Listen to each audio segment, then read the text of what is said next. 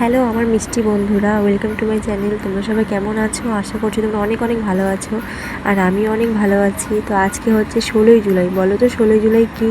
16ই জুলাই হচ্ছে রথযাত্রা, আমাদের হিন্দু ধর্মের একটি অত্যন্ত পবিত্র ও জনপ্রিয় উৎসব। এটি প্রতি বছর আষাঢ় মাসের শুক্লা দ্বিতীয়ায় ভগবান জগন্নাথ, বলভদ্র ও তাদের বোন সুভদ্রা বিশাল কাঠের রথে চড়ে মাসির বাড়ি গুন্ডিচা মন্দিরে বেড়াতে যায়। আমাদের গুরুজনেরা বলে জগন্নাথ তার মাসির বাড়িতে যাদের সাথে খেলাধুলা করে ছোটো থেকে বড় হয়েছে তাদের দর্শন দিতে যায়, এবং তার যে ভক্তরা রয়েছে তাদের সাথেও দেখা করতে যান, এবং সে তার মাসির বাড়িতে 7 দিন থাকে। 7 দিন পর সে আবারও তার নিজ মন্দিরে ফিরে আসে। আর এই ফিরে আসাটাকে কি বলে বলো তো বন্ধু? সেটা তো আমরা সকলেই জানি, সেটাকে উল্টো রথ বলে। এই যে মন্দিরে দেখতে পেলে, এটা কিন্তু মন্দির না, এটা হচ্ছে একটা বাড়িটার ভেতরেই মন্দির।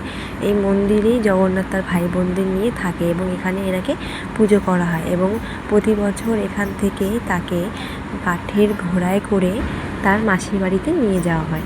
প্রথমে এখান থেকে তাকে নিয়ে যাওয়া হবে যেখানে আমাদের রথটাকে রাখা হবে, সেইখানে নিয়ে গিয়ে তাকে ভালো করে পুজো টুজো করে তারপরে আমরা বেরিয়ে পড়বো রথযাত্রার উদ্দেশ্যে। জগন্নাথ দেবের গাড়িটিকে দেখতে পাচ্ছ কত সুন্দর করে সাজিয়েছে না?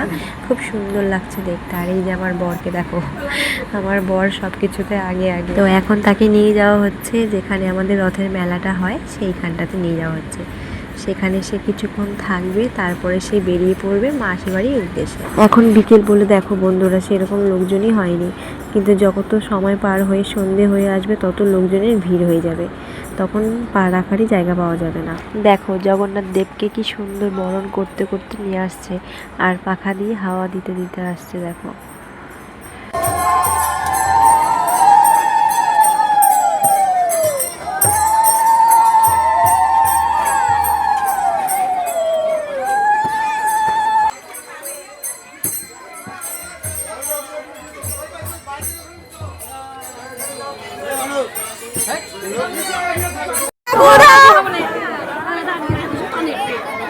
কাকু কাকু বসে দাও, ও কাকু বসে দাও। এই আমাকে দেখবেই না, বাইক চেনে না, কি হাতির মাথায় নিয়ে দিয়ে বাকি করো না, বাকি নাই রথের মধ্যে বাকি দিতে নাই। কোথায় নিব? তুমি একটা দাও, একটা দাও, আমাকে একটা দাও, কিছু মনে করে তারপরে দাও। নাই তোর আগে দিক, আমি দিব। ওই তুই নিছিস তো?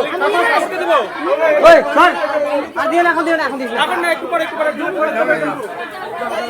কাকু নাও। আরে ওখানে দাও, ওখানে দাও, ডাইরেক্ট দাও। শোন না রে, শোন না রে, ভেরি সেকেন্ড ডাইরেক্ট দেওয়ার কি আছে? তোরা দিছিস দিয়ে দাও, দিয়ে দাও। নিবে না, আমাকে দাও। দেখেছো বন্ধুরা আমরা কেমন, প্রথমে আমরা চিনি কলা দিব কি তারপরে প্রসাদ নেব, তা না করে প্রথমেই আমরা প্রসাদ নিয়ে নিয়েছি, তারপরে ঠাকুরকে চিনি কলা দিলাম, কিন্তু প্রসাদটা নিয়ে রেখে দিয়েছিলাম, খাইনি। এই যে এই মেয়েটাকে দেখতে পেলে, এটা হচ্ছে আমার ছোটোবেলাকার বান্ধবী। ছোটোর থেকে এদের সাথে খেলাধুলা করে বড় হয়েছি। এমনি বাড়ি এক জায়গাতেই, কিন্তু তাও দেখা হয় না, সবাই খুবই ব্যস্ত থাকে। তার মধ্যে ওর ছেলে হয়েছে, ছেলেকে স্কুল টিউশন দিয়েছে, আরোই সময় হয় না, আর আমিও ঘরের মধ্যে থাকি, সেজন্য দেখাও হয় না। যখন একটু পাড়ায় পুজো টুজো হয় তখনই দেখা হয়। আমাদের পাড়ার যেখানে মেলাটা হয় সেখান থেকে আমরা অনেক দূরই চলে এসেছি। এটা হচ্ছে আমাদের মেন রোড। আর তখন দেখেছো একদমই লোকজন ছিল না, আর এখন দেখো কত লোক, অনেক লোক। যেই রথ বেরিয়ে গেছে মাসির বাড়ি যাওয়ার উদ্দেশ্যে, সেই এক এক করে লোকজনও বেড়ে গেছে রথে দড়ি টানার জন্য। তো এইদিকে হচ্ছে আমি কোলে নিয়েছিলাম আমার কাকাতো ভাইকে। আমি ছোট থেকে এত বড় হয়েছি, কিন্তু এখনও পর্যন্ত এইরকমভাবে পাড়া ঘুরিনি, এইবার আমার ফার্স্ট টাইম। আর সত্যি বলতে অনেক মজা করেছি। এর আগে শুধু রথের দড়ি ছুঁয়ে নমস্কারই করেছিলাম, আর এমনি মেলায় গিয়েছি, মেলায় ঘুরেছি, কিন্তু এইভাবে পাড়া ঘুরিনি। সবাই মিলে রথের দড়ি টানার মজাটাই আলাদা, তাই না বলো? আর একটা মজার কথা বলি, হ্যাঁ আমার সামনে একটা বউ ছিল, এখন নেই বউটি আমার সামনে। তো ওই বউটি হচ্ছে জুতো পরে রথে দড়ি টানছিল। তো এত ঠেলাঠেলি হচ্ছিল যে আমার পায়ে লেগে বউটার দুটা জুতো খুলে গিয়ে সবাই বলছিল রথ যেই রাস্তায় যাবে সেই রাস্তা ঝাড়ু দিলে নাকি অনেক পুণ্য হয়। তো আমি আমার বান্ধবীকে দিলাম, এখন আমার বর দিচ্ছে। তো জানি না সত্যি কিনা মিথ্যা, তো দিলাম যদি পাপগুলো একটু ধুয়ে মুছে যায়। তো এখন আমি আমার বর দুজন মিলে একসাথে হাতে হাত রেখে দড়ি দিয়ে টানছি।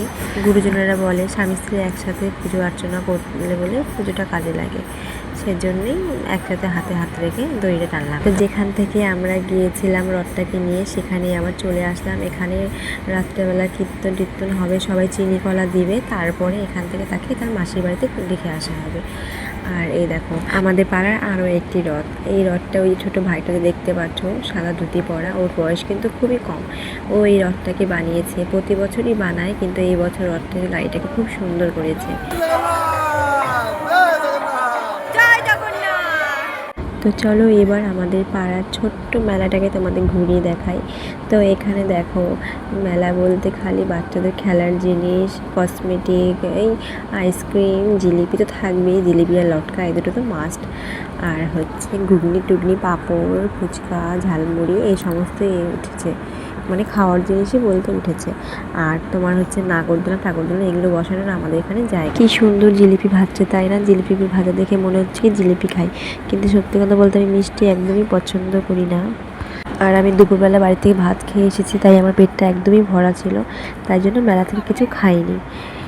আজকে সকালে ওয়েদারটা কেমন ছিল, মনে হচ্ছিল সারাটা দিন আজকে বৃষ্টি পড়বে, বিকেলের মেলাটা হয়তো একদম ভেস্তে যাবে জলের মধ্যে, কিন্তু না, সকালের দিকে যেমন তেমন ছিল, কিন্তু বিকেল দিকটা খুব সুন্দর একদম ঝলমলা রোদ ছিল।